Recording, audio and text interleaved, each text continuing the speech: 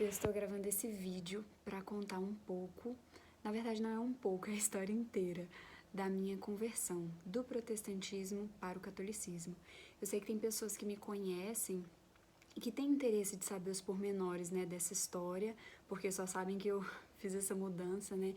Então eu tenho muita vontade mesmo de poder compartilhar toda essa caminhada.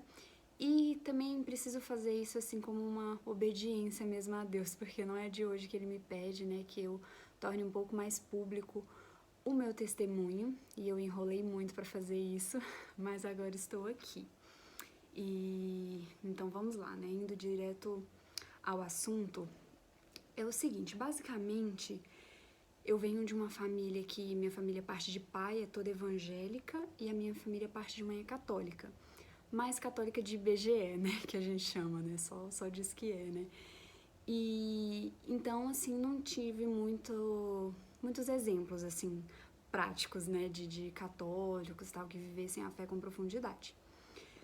E acabei tendo mais influência da minha família paterna, né, eu acompanhava as minhas tias, enfim, na igreja, sempre que a nossa família se reunia, né, tinham cultos e tudo mais. Assim foi indo até que em 2010 eu me batizei.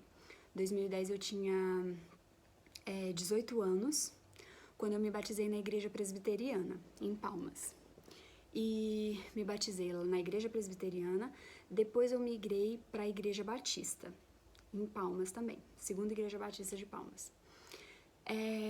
Tudo bem, tava tudo indo bem na minha vida, na minha fé, tudo ótimo, eu muito feliz e satisfeita.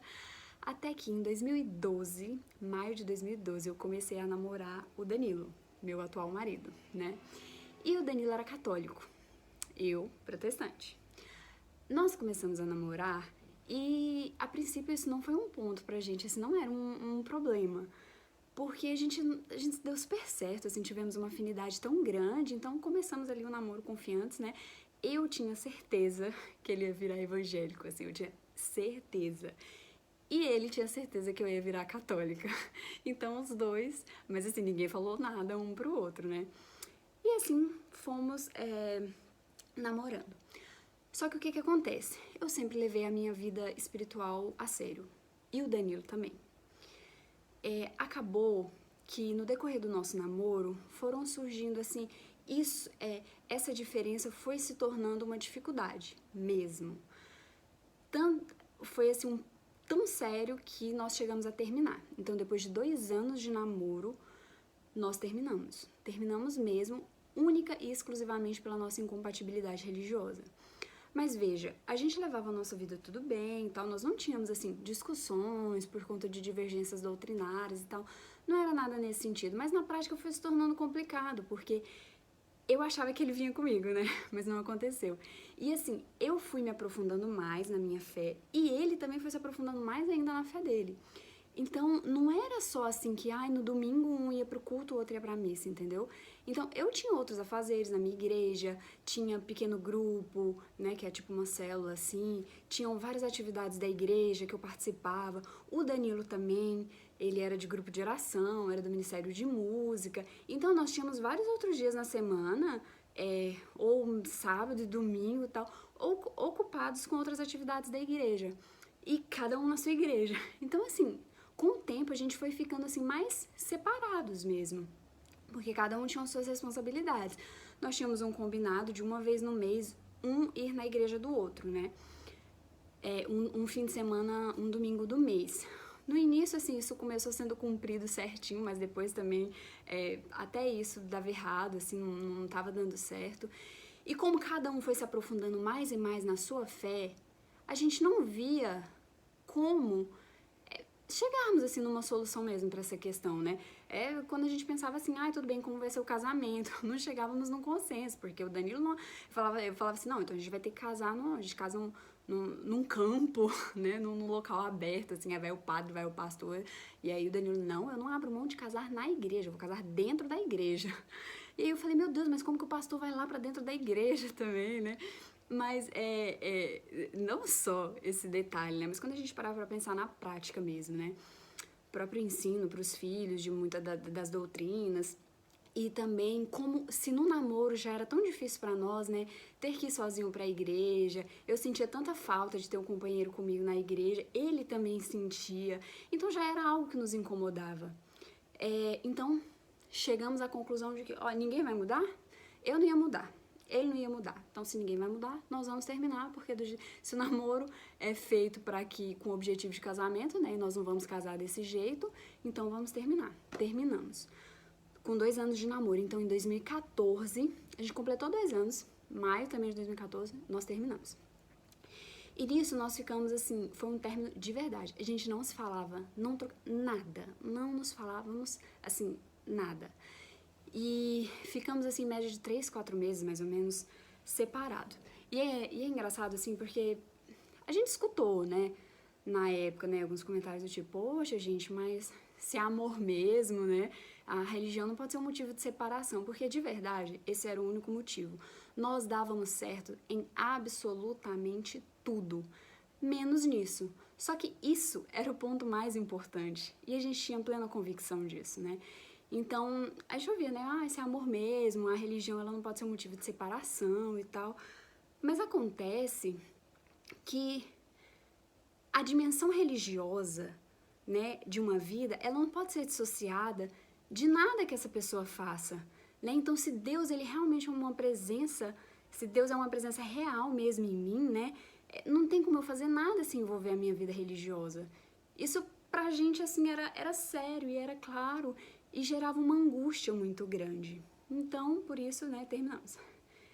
E aí tudo bem, mais ou menos em outubro de 2014, nós voltamos. Voltamos, confesso, mais por uma carência emocional mesmo, né, sei lá, enfim, algo assim, porque o nosso problema não estava resolvido e não tinha nem perspectiva de se resolver, porque eu permanecia firme na minha e ele na dele. Aí a gente voltou assim até meio escondido, assim, no sentido de que, né, não ficou uma coisa muito pública, porque nem a gente sabia se ia pra frente ou não esse negócio, né, nós estávamos muito angustiados, mesmo, muito angustiados. E aí tudo bem, né, então isso foi no final de 2014 que nós voltamos. Em janeiro de 2015, aí é que começa a minha história. Em janeiro de 2015, eu estava, depois de ter passado por um período assim, super corrido na minha vida, né? Era término de faculdade, OAB, estava prestando concurso e tudo mais. E aí eu tirei uns dias de descanso. E eu sei que em janeiro de 2015, era bem no iniciozinho do mês, eu estava na internet, no Google, eu não sei explicar o que foi que eu digitei ali. Eu realmente não sei. Eu só sei que de repente apareceu pra mim. Era o primeiro link do Google. Parecia assim, a jornada de um ex-batista rumo ao catolicismo. E aí eu cliquei. No que eu cliquei, eu comecei a ler. E aí começava assim, se apresentando, né? Falando, olha, meu nome é Fábio, né? Fábio Salgado e tal. E aí ele escreveu, né, um pouco da vida dele, ele era, né, mestre em filosofia na época, estava fazendo mestrado. E resumo da obra, o Fábio ele tem uma vocação intelectual assim muito específica, né? E lá ele relatava que ele vinha de uma família assim de 4 gerações de protestantes tradicionalíssimos assim de Brasília e tal, que ele nunca teve contato com nenhum católico na vida dele, assim, nunca tinha pisado numa igreja católica, nada. E como ele é desses, assim, bem inteligentes e tal, teve a fase dele de se afastar da igreja, se tornar ateu, depois agnóstico e tal, voltou pra igreja. Aí, no que ele voltou pra igreja, ele resolveu, falou assim, não, eu vou estudar a história do cristianismo mesmo, assim, desde o princípio e tudo mais. Enfim, eu sei que era um texto muito bem escrito, mas assim, muito bem escrito mesmo, que prendeu a minha atenção. Então eu comecei a ler, eu continuei. E era um relato grande, o relato do Fábio tem 24 páginas, salvo engano. Então, mas assim, era muitíssimo bem escrito. Ele ia contando assim, alguns detalhes, né, de toda essa caminhada, dava muitas referências de estudos. E o que aconteceu? Em resumo, ele disse assim, que após 2 anos de estudos, e ele ficou 2 anos estudando apenas, após 2 anos de estudo, ele... Apenas não, né? Tudo isso, né? Tipo, porque a pessoa ficou 2 anos, assim, só por conta desse tema. E aí ele chegou à conclusão, ele falou, olha, não tem jeito. A igreja primitiva era católica, meu Deus, é isso aqui e agora, né? E lá ele dá várias referências, né? E então, com o Fábio, eu li aquele relato e falei assim, meu Deus do céu, o que é isso que tá acontecendo aqui? Não é possível, né? E aí ele conta que ele, como eu afirmei já, né, que ele não conhecia nenhum católico, e depois desses 2 anos que ele teve essa conclusão, ele falou, tá, meu Deus, tudo bem, então tá, eu acho que eu preciso ir numa primeira missa, né, eu preciso ver como é esse negócio, será que é isso mesmo e tal, e foi aí que ele foi, na primeira missa dele, e ele contando também como foi essa experiência, é muito belíssimo. Sei que no final desse relato, o Fábio deixava o e-mail dele, e eu terminei de ler o relato e eu estava assim, abismada. Porque era muito bem escrito, e não é só por uma questão de escrita, mas assim, tinha sentido, entende? Tinha coerência, você via que não era qualquer pessoa assim falando, entendeu? E ele dizia que ele tinha uma namorada que era protestante e tal, e que ainda era, e isso me instigou a mandar no fim do relato ele deixava o e-mail dele, isso me instigou a mandar um e-mail pra ele. Até minha curiosidade inicial era para saber como que ele estava fazendo com a namorada dele, já que ela ainda era evangélica e ele já era católico, né? E ele dizia que não imaginava, não concebia, né? Ter um casamento que não fosse católico, tal, não sei o que lá. E eu falei, gente, como é que você tá fazendo? Quem sabe ele pode me ajudar, né? A conciliar, assim, o meu relacionamento. Mandei o e-mail.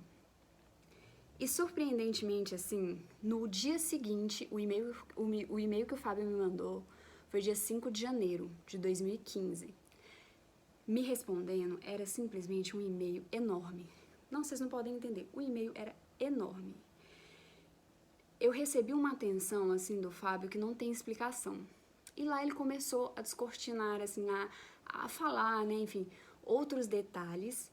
E nisso nós começamos a conversar, e nós começamos a trocar, assim, vários e-mails. E o que eu posso dizer de tudo isso é que, assim, em síntese, o Fábio me catequizou. E quando eu lembro daquela época, assim, é impressionante, porque como ele já foi também, assim, né, como ele já foi evangélico, então ele sabe como a nossa cabeça pensa, né, como a nossa cabeça pensava, então as próprias explicações, né, de algumas doutrinas católicas e tudo mais, comunicavam melhor, né? Porque ele sabe como a cabeça da gente, né? Ele sabia como a minha cabeça pensava, por exemplo, né? Então ele conseguia dar explicações assim que me faziam compreender, né? De uma maneira melhor. E aí, por meio do Fábio, que ele foi me falando, né? Tudo isso por e-mail, tá, gente? Era um e-mail maior que o outro, vocês não podem imaginar. Um e-mail maior que o outro. Por meio do Fábio, eu conheci também o Padre Paulo Ricardo, que tem um apostolado na internet, assim, muito conhecido, né? Pra quem não conhece, fica a dica, assim, porque eu também posso dividir a minha vida, né? Em antes do Padre Paulo Ricardo e depois do Padre Paulo Ricardo. Porque eu entrei, assim, no site dele e foi como um mundo descoberto, né? E também, o Fábio me introduziu eu conheci, assim, a amplitude das obras do Scott Hahn. O Scott Hahn é um ex-pastor presbiteriano que se converteu ao catolicismo, né? E ele tem um livro que é um dos livros mais conhecidos, né? Que chamam Todos os Caminhos Levam a Roma, em que ele relata a história de conversão dele. Inclusive esse livro, o Danilo tinha me dado esse livro, assim, um pouco antes da gente terminar. Ele me deu esse livro para eu ler e eu não li. Na verdade, assim, eu confesso, eu li o primeiro capítulo. Eu falei, eu não posso prosseguir nessa leitura. Eu acho que eu não tenho preparo, assim, espiritual para prosseguir nessa leitura. Vai dar errado se eu seguir nisso aqui, vai que eu me convenço de qualquer coisa, né? Eu não me senti nem um pouco preparada, então eu não continuei. E aí, quando ele me perguntou se eu tinha lido ou não, eu falei que eu não tinha lido. Nossa, ele ficou super chateado. Ficou muito chateado. Inclusive, o nosso término foi logo em seguida, assim, pra ele foi como um estopim, né? E olha que a gente não ficava discutindo sobre coisas de religião, mas é que ele falou, ai, gente, mas nem um livro, assim, você quer ler, né? Você vai ler. Enfim. E então eu comecei... Aí o Fábio falou, olha, Larissa, a primeira coisa que você tem que fazer é ler o livro do Scott Hahn, o Todos os Caminhos Levam a Roma. Isso aí é o ponto de partida, né? E aí... Só que o que acontece? Uma coisa que eu quero deixar bem claro. Quando eu comecei a conversar com o Fábio, eu não tinha a menor pretensão de me tornar católica. Mas assim, eu não tinha a menor. Na verdade, isso pra mim nem era uma questão. Eu nem cogitava. Não era uma coisa que estava assim na linha do meu horizonte, entendeu? Não estava. Foi uma conversa assim mesmo despretensiosa. A intenção era saber ali do relacionamento. Só que, e aí depois assim, que ele foi instigando algumas coisas e eu fui demonstrando que eu não tinha o menor conhecimento daquilo, porque eu realmente não tinha, né? Eu falei, gente, pra mim você tá falando grego, assim, né? E, e aí ele falou pra mim, né? Ele falou, Larissa, olha, não tenha medo. Não tenha medo, porque veja, se você resolver agora a entender um pouco mais do catolicismo, a ir adiante em algumas leituras que eu tô te orientando e tudo mais, se você decidir isso, você só vai ganhar. Você só vai ganhar, porque o objetivo não é que necessariamente você se torne católica. Mas se você... assim, a gente só pode, e é verdade, né? A gente só pode discordar, assim, né? Daquilo que a gente entende como funciona, né? Aquilo que a gente realmente conhece. Então, estudar isso aqui vai ser muito bom pra você, porque se não te fizer tornar católica, porque, bom, essa não é a intenção primeira mesmo, vai com certeza te fortalecer na tua fé, porque você vai falar, não, realmente, isso aqui eu não concordo mesmo, então vai te fortalecer na tua fé e com certeza isso vai te ajudar a discernir mais ainda o que Deus quer pra tua vida, né? E eu falei, é verdade, porque se eu realmente não falar assim, não concordo com nada disso, com certeza eu ia me sentir mais forte eventualmente pra, sei lá, terminar mesmo e dizer, olha, não vamos ficar juntos porque não tem condição, eu não vou viver isso na minha vida. Então eu falei, tudo bem, Fábio, eu não tenho nada a perder, vou prosseguir, né? Nisso eu passei 3 meses estudando, e aí depois Todos os Caminhos Levam a Roma, foi o primeiro livro do Scott Hahn, mas aí depois ele me indicou O Banquete do Cordeiro, Salve Santa Rainha, são todos do Scott Hahn, que eu li, e aí eu fui indo no site do Padre Paulo Ricardo, cursos, aulas, enfim, um monte de coisa, tentando entender. Eu passei 3 meses estudando sem falar nada pro Danilo. Eu não falei nada. Só que aí, à medida que eu fui estudando, que eu fui conhecendo um pouco mais a fé católica, eu fui vendo que os católicos não eram assim tão ignorantes quanto eu pensava, né? Eu descobri assim que eles liam sim a Bíblia, né? Porque é muito clássico, né? A gente ouvir assim, gente, mas tá tão claro aqui na Bíblia, como é que eles fazem tal coisa, né? Se tá aqui condenando e tal. E eu pensava, gente, mas não é possível, é só abrir a Bíblia e ler, né? E aí você descobre que não é assim, né? Que eles leem sim a Bíblia. E que tinha uma explicação, no mínimo lógica, ainda que eu não compreendesse ali, eu ainda não estivesse dando crédito, mas de início eu já percebi que existia uma explicação, no mínimo lógica, sobre as doutrinas católicas, né? Sobre, enfim, intercessão dos santos, né? Muitas coisas. E aí o ponto, então, que eu cheguei à conclusão, não, mentira, não fui eu que cheguei à conclusão não, né, foi o Fábio me orientando, né, sempre com ele me orientando. O que eu percebi foi que o ponto não é quem leu ou não a Bíblia, como eu achava, que era simplesmente uma questão de que os católicos não liam a Bíblia, os protestantes liam demais, éramos maravilhosos em ler a Bíblia, né. Então, o ponto não era quem lê a Bíblia, mas qual é a interpretação correta das escrituras. Porque, como eu disse, né, nós católicos lemos também, né? A questão é que os católicos interpretam de um jeito e os protestantes interpretam de outro jeito. Mas aí, se você for pegar dentro do protestantismo, existem várias denominações, né? A gente sabe que existem muitas denominações. E as próprias denominações discordam entre si entre pontos fundamentais de interpretação bíblica mesmo, né? Se você pegar as denominações, né, mais tradicionais e tal, então se você pegar, né, um presbiteriano, de um batista, de um metodista, de um assembleiano e tal, existem discordâncias em pontos fundamentais da doutrina. Ou seja, cada um dá uma interpretação. Embora seja assim, não, todos nós né, cremos que Jesus é o único suficiente Salvador. Mas existem divergências doutrinárias assim, muito importantes.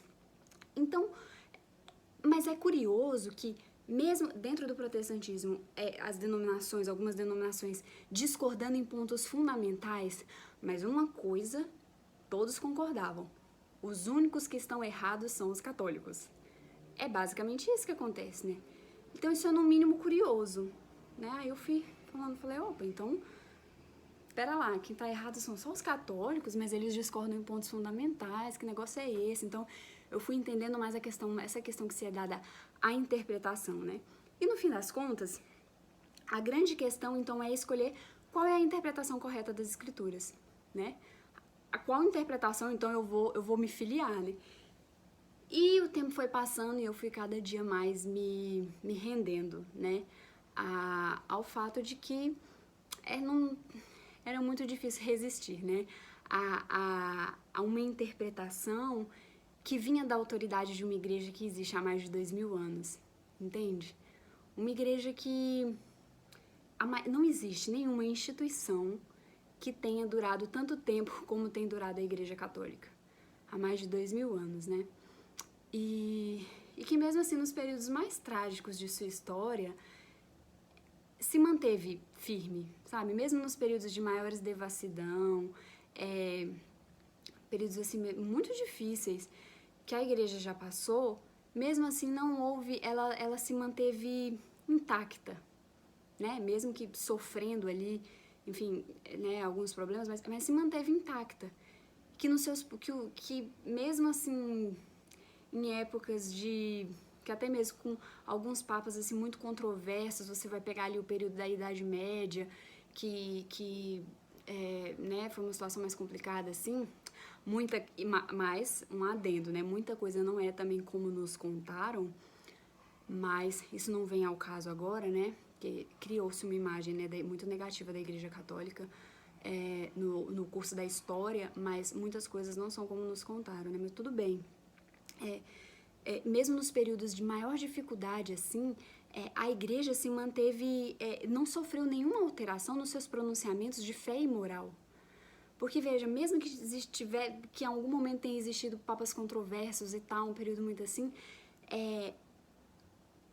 nos seus pronunciamentos de fé e moral, porque eu não queria entrar em nenhuma explicação doutrinária, mas assim, esse não é o objetivo daqui, mas em resumo, né, o Papa, quando ele se manifesta em matéria de fé e moral, ele é infalível. É o que a gente chama de infalibilidade papal. Não significa que qualquer coisa que um Papa fale, enfim, então ele é infalível e ele falou, é isso aí. Não é nesse sentido. É quando ele se manifesta em matéria de fé e moral, tem vários requisitos e tal. Então, durante toda a história, esses 2000 anos de história, a igreja nunca sofreu nenhuma alteração assim que demonstrasse uma instabilidade da doutrina e tudo mais em matéria de fé e moral. Então, existe uma unidade que tem sido assim preservada mesmo durante toda a sua história, né? E que, na verdade, foi nos períodos de maior devassidão que surgiram o maior número de santos, né? O maior número de fiéis, assim, que buscavam viver mesmo a plenitude da fé e se tornaram santos. Então, assim, descobrir isso, compreender todo esse decurso aí da história, isso me fez, assim, como que constatar mesmo, né, o cumprimento das palavras de Cristo, né, que dizia que as portas do inferno não prevalecerão contra a sua igreja, né. Mas, bom, o fato é que eu passei esses 3 meses estudando e não falei nada pro Danilo. Após os primeiros 3 meses de estudo, acabou que eu e o Danilo, numa conversa, eu acabei soltando pra ele. E falei. Só que assim, eu falei pra ele que eu queria que ele agisse com o máximo de discrição possível. Assim, que ele realmente fingisse que eu não contei nada. Porque uma coisa tem que ficar muito clara. Eu sempre quis ter muita certeza de que eu estava fazendo isso por Deus. Em nenhum momento, Deus sabe, Deus ele é testemunha, que esse período foi um período muito difícil para mim. E eu me ajoelhava e eu falava assim, meu Deus, não me deixe, assim, e eu chorava, eu falava assim, meu Deus, não me deixe ir por um caminho enganoso. Eu não quero que o meu coração, de repente, né, pelo sentimento que eu nutro pelo Danilo, que o meu coração se deixe enganar.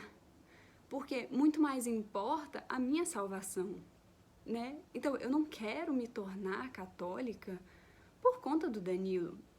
Eu tenho certeza disso, meu Deus, assim, que eu não quero. Porque eu sei que no primeiro problema que nós tivermos, que com certeza teremos, né? Porque essa é a vida. Eu sei que no primeiro problema que a gente tiver, o que vai passar na minha cabeça é, meu Deus do céu, pra que eu fiz isso, né?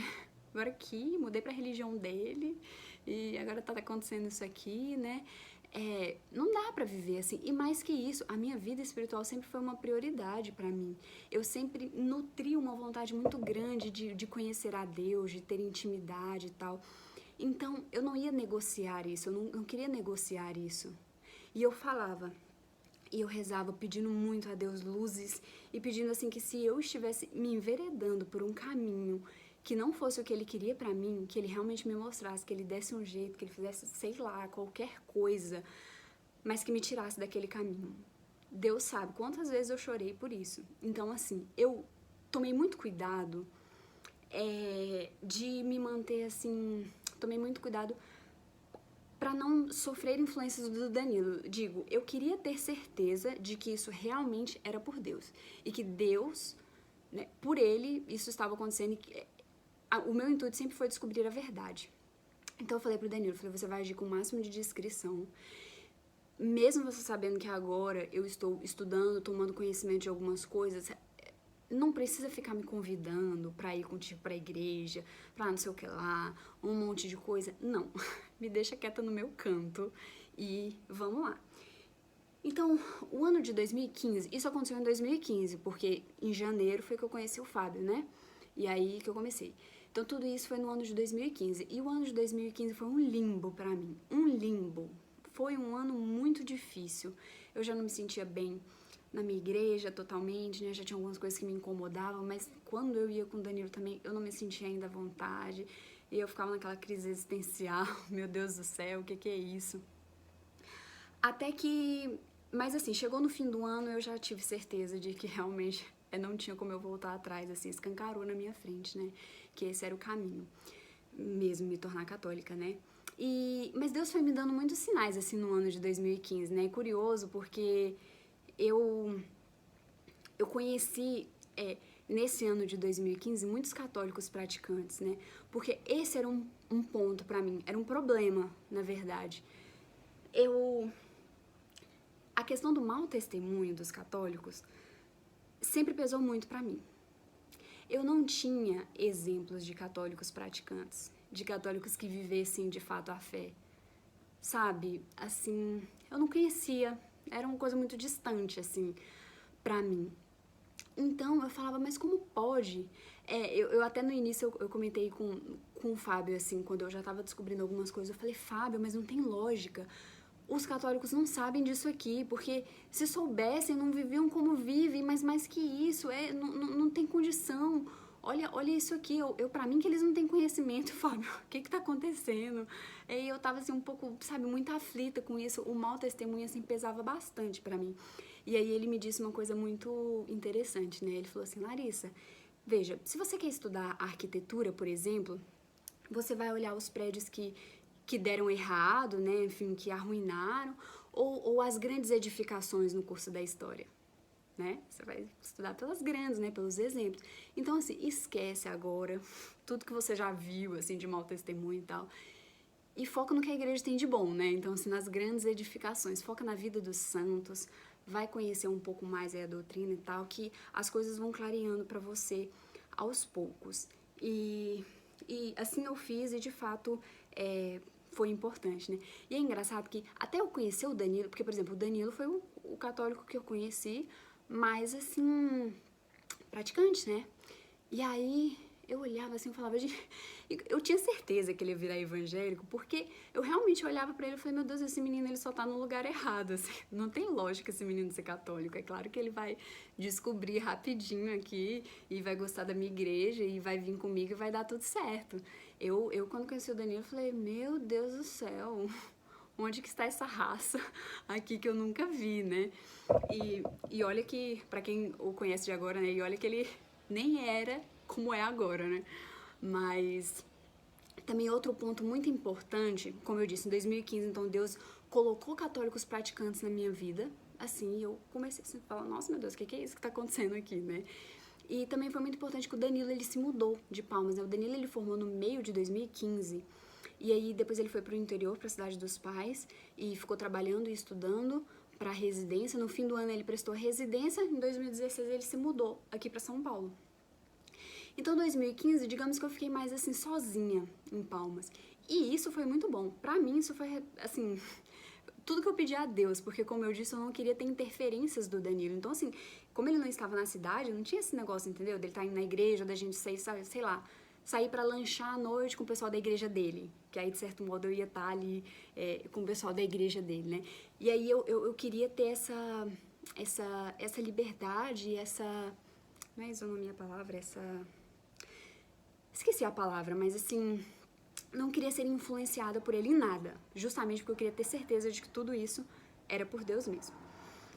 E aí, chegou no fim de 2015, eu falei, não tem jeito, meu Deus, tudo que eu descobri até aqui, isso aqui tem muito sentido, meu Deus, eu acho que é isso, mas era um assim, eu acho que é isso, mas no fundo, assim, um medo de estar fazendo uma decisão errada, pedindo muito a Deus luzes mesmo. Foi um tempo de muita oração, né?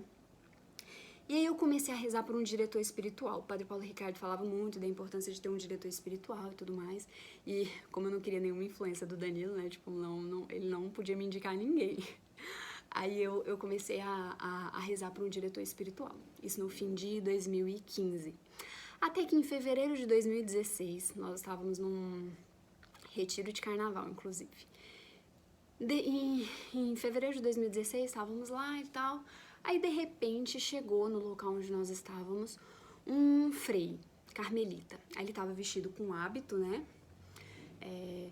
Então, com o hábito dele lá, assim, num calor de Palmas, gente, era 40 graus, assim, tava muito quente. E ele, né, enfim, todo vestido, né, com hábito. Eu falei, meu Deus do céu, que coisa maravilhosa, né? Eu achei lindo, assim, porque lindo. E me impactou. E aí eu fiquei com uma vontade de conversar com ele. Acabou que no meio aí desse negócio, eu e o Danilo nos aproximamos e eu comecei a puxar papo com ele. Conversamos, assim, foi uma empatia tão imediata, né? Em poucos minutos de conversa eu já perguntei pra ele, Frei pode ser diretor espiritual ou só padre? Aí ele riu, falou, não, minha filha, eu posso te acompanhar, minha filha tal, né? E ele é novo, e ele tinha, há um mês só que ele tinha chegado em Palmas, ele tava em Roma, chegou de Roma, direto pra Palmas. E aí, nós conversando, eu só falei pra ele não sabia de nada da minha história, gente, veja, ele não sabia de nada, eu não tinha contado nada, que eu era evangélica, nada. A única coisa que eu tinha contado era que assim, não, padre, Frei, porque eu tô chegando agora na igreja, né, eu tô um pouco assim, ainda meio perdida, né, enfim, eu tô querendo esse acompanhamento e tal. Só assim, tô chegando agora, ele não sabia de onde eu estava chegando, né. E aí ele pegou, minha filha, claro, não, mas a gente vai conversar. Eu percorri um longo caminho até chegar na igreja, eu, né, já fui de ateu, não sei o que lá, a evangélico e agora sofri. Quando ele falou que ele tinha sido evangélico, eu olhei pro Danilo assim na hora e, não, eu não me aguentei assim. Meu olho encheu de água e eu comecei assim a chorar. Coitado, ele ficou sem entender, né? Porque ele falou assim, meu Deus do céu, que é isso que tá acontecendo, né? E porque pra mim, aí eu posso dizer que aquele momento pra mim foi assim, a confirmação. Porque eu falei, meu Deus, eu que não, até então não conhecia nenhum evangélico que tivesse feito esse caminho inverso, depois eu vim conhecer muitos, né? Porque o normal é a gente, tipo assim, o que a gente mais vê, né? São católicos que se tornam evangélicos, né? Até então, eu não conhecia ninguém que tivesse feito o caminho contrário. Depois, por meio da internet, eu fui conhecendo, assim, inúmeros testemunhos, assim, uma chuva de testemunhos. Mas até então, eu não conhecia. E aí, Deus vai e planta na minha frente um frei que já foi evangélico, sabe? Assim, um negócio que não tem explicação. Então, pra mim, aquilo ali foi a confirmação Isso foi numa segunda-feira, na quarta-feira de cinzas, à tarde, a gente já teve o nosso primeiro encontro. Eu fui lá pra igreja e a gente começou a conversar, e ele foi me acompanhando, me dirigindo espiritualmente. Pena que 2 meses depois, mais ou menos, por aí, ele foi transferido pra São Paulo, aqui pra São Paulo, né? Mas aí ele me direcionou pra uma turma de catequese, né? E aí eu fiz, no ano de 2016, eu fiz catequese. Depois eu acabei até mudando de turma de catequese, mas Deus foi muito providente em tudo, né? Colocou um catequista maravilhoso, assim, também, o Max, eu fiz na catedral. Um catequista maravilhoso, assim, que me ajudou muito também nesse período, porque eu tava, assim, na sede, lendo, estudando, querendo entender, num medo, porque eu sabia que estava em jogo a minha salvação, então eu tinha medo mesmo de estar tomando um caminho errado, e eu sabia que eu teria que enfrentar muita coisa, quando eu assumisse, assim, né, que eu tinha me tornado, enfim, católica, né, e mais que isso, não pelo que os outros fossem achar, mas pela minha paz espiritual mesmo, né, a minha relação com Deus. Então, 2016 eu fiz a catequese. O meu batismo, ele foi reconhecido pela igreja, porque eu fui batizada em nome do Pai, do Filho e do Espírito Santo, né? Então o meu batismo, assim, foi válido, meu batismo na igreja, né, presbiteriana. O meu batismo foi válido. E então eu precisei apenas receber a primeira comunhão e a crisma, né? E o crisma. A cerimônia foi no dia 3 de dezembro de 2016, que eu recebi a primeira comunhão e o sacramento do crisma. Como meu batismo foi reconhecido, válido pela igreja, a única coisa, só que assim, eu não podia simplesmente só receber a primeira comunhão como os outros, né? Como eu estava sendo recebida na igreja católica, né, oriunda de uma outra fé, eu tive que fazer uma profissão pública de fé na frente de todo mundo, né? Então, antes do momento da comunhão, me chamaram lá na frente para eu fazer minha profissão pública de fé, que foi rezando o credo niceno-constantinopolitano, na frente de todo mundo, né? E foi um momento, assim, muito bonito. Foi um momento lindo. Assim, um dos mais emocionantes da noite mesmo, né? Eu professando a minha fé, né? A fé que eu estava recebendo naquele momento. E quando eu me lembro dessa noite, eu fico muito emocionada mesmo, né? E logo após a minha profissão de fé, né, eu recebi um abraço do bispo, que foi como o abraço da igreja mesmo, né? Me recebendo. Depois do Padre Eduardo também, que foi muito especial em toda essa caminhada. E o que eu posso dizer hoje é que a riqueza espiritual da Igreja Católica me trouxe, assim, uma paz interior que eu nunca tinha sentido. Tanto um sentimento de pertença mesmo, sabe? Parece que, de alguma maneira, eu faço parte, assim, da história da humanidade, né? Fazendo parte de uma igreja, assim, que perdura há tantos anos e que é apoiada em fundamentos tão sólidos, assim, depois que a gente conhece, né? A gente vê a profundidade que não é nada do que me falavam. E tudo que me diziam que eram empecilhos para se chegar a Cristo, né? Como Nossa Senhora, os santos, os anjos, né? Tudo que são tidos como empecilhos para se chegar a Cristo, eles são na verdade, cristocêntricos. Então, à medida que você se aproxima mais e busca se relacionar com Nossa Senhora, com os santos e com os anjos, né? Eles nos conduzem a Cristo. Você inevitavelmente se aproxima de Cristo. Porque o objetivo deles em momento nenhum é ofuscar o brilho de Cristo, muito pelo contrário. Deus os colocou, né, aqui e nos forneceu, né, essa ajuda tão maravilhosa, né, uma igreja militante mesmo nós temos, né, uma igreja celeste militante mesmo, que nós podemos contar com a ajuda dessa igreja celeste militante. Então, tudo que me diziam que eram empecilhos, na verdade são cristocêntricos e me aproximaram e muito de Cristo. Então, hoje, assim, o que eu sinto, mas não é só o que eu sinto, né, porque a fé não pode ser baseada só no sentimento, né, mas de verdade, assim, do fundo do meu coração, eu me sinto mais próxima de Cristo como eu nunca sentir, mesmo sempre buscando, né? E então, assim, o que eu posso dizer é que nós não amamos aquilo que nós não conhecemos. Então, pra gente amar a Santa Igreja, eu falo para os católicos aqui, né? Mas também eu sei que tem muitas outras pessoas de outra fé, de outras, né, religiões que irão me ouvir. Então, seja, enfim, pra tua fé mesmo, entende? Seja ela qual for, assim, a gente não ama aquilo que a gente não conhece. Então, no caso, falando para os católicos, ou que sejam muito praticantes, ou que não são praticantes, ou que tenha alguém que de repente tem afinidade, né? A gente só vai amar quando a gente conhecer, e para isso precisa de muita disposição da nossa parte.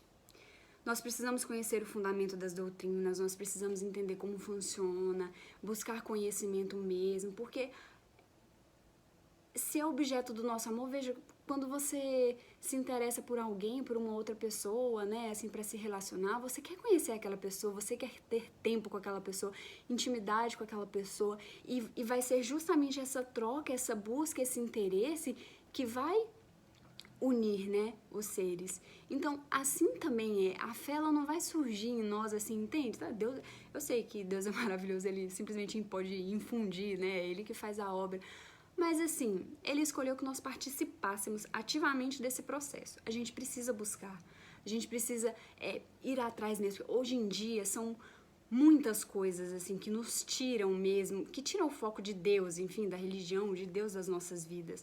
Então, exige ainda um esforço ainda mais, sabe, constante, assim, um empenho muito maior da nossa parte para que a gente consiga, né, ir atrás de Deus, assim, buscar conhecer.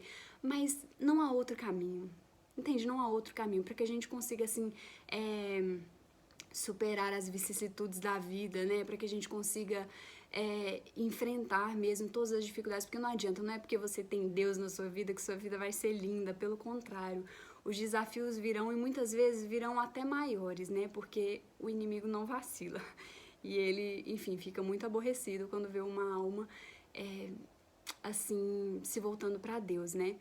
Mas, então, não é que não terão dificuldades, né? Mas, assim, nós temos do nosso lado, assim, a verdade, entende? A gente tem a verdade, a gente tem o próprio Cristo, o próprio Deus mesmo, como fundamento. E sabendo que a nossa vida não termina aqui, isso dá todo um sentido sobrenatural, né? Para todas as situações que nós enfrentamos, né? E, então é isso.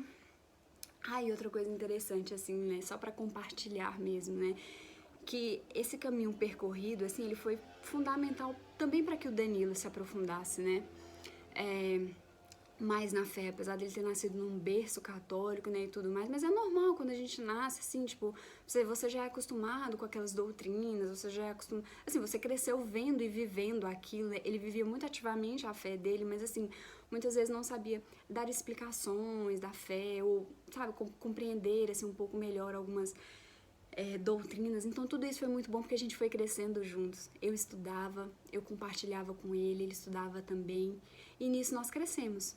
Nós crescemos muito na fé, crescemos muito o nosso relacionamento, evidentemente, né, porque nós nos tornamos muito mais unidos, e essa busca junto, né, assim, foi muito, muito importante para tudo que a gente construiu até aqui, né. E é isso. Essa é a minha história de conversão, esse foi o caminho que eu percorri. Eu espero que tenha ficado claro como Cristo, ele realmente tem que ser o centro, né? O lema do site do Padre Paulo Ricardo, que é em latim, traduzido para o português, né, diz assim, a nada dar mais valor que a Cristo, né? Cristo nihil preponere. Eu não sei muito bem falar, né, em latim, mas é esse o lema, que significa a nada dar mais valor que a Cristo, né? Nada antepor a Cristo. Então, que esse seja o fundamento das nossas vidas, porque tudo nessa terra passa, tudo passa mesmo, tudo passa, mas é o nosso relacionamento com Deus, e justamente lembrando sempre que a nossa vida ela não termina aqui, é isso que vai nos fortalecer, né, para viver essa vida e que vai garantir também a nossa felicidade. Então, eu só vou finalizar com uma explicação que o Fábio me deu em janeiro de 2015, num dos e-mails que eu acho muito bonito, que é sobre o significado do sinal da cruz. Eu vou ler exatamente o que ele me falou, porque eu não conseguiria replicar, né, falar tão bem como ele disse aqui. Mas é o seguinte, né? Então, sobre o significado do sinal da cruz, né? A gente sabe que em nome do Pai, do Filho e do Espírito Santo, né? Pra mim, sempre foi isso normal, né? Mas aí ele diz, o que significa, né? Deus esvaziou-se de si mesmo e fez-se homem. Por isso começamos de cima para baixo. Deus esvaziou-se de si mesmo e se fez homem. Para resgatar-nos da nossa condição pecaminosa de miséria, para um dia sentarmos-nos à direita do Pai com Cristo, recuperando a dignidade que perdemos no Éden. Por isso, da esquerda para a direita. Esse gesto simples traz à memória do católico o tempo todo que estamos vivos com um só propósito: preparar-nos desde já para a vida eterna. Então, assim como o sinal da cruz, né, muitos outros sinais e devoções católicas, né, que muitas vezes por puro desconhecimento, né, são taxados assim como equivocados ou que como, enfim, mas saibam, há um significado por trás de tudo, e um significado muito profundo mesmo, né? O fato de, às vezes, muitos católicos não fazerem ideia disso e tal, não minimiza a importância dessas práticas, né? Não as tornam descartáveis. É isso. Essa riqueza da igreja é o que mais me encantou, tudo tem um sentido.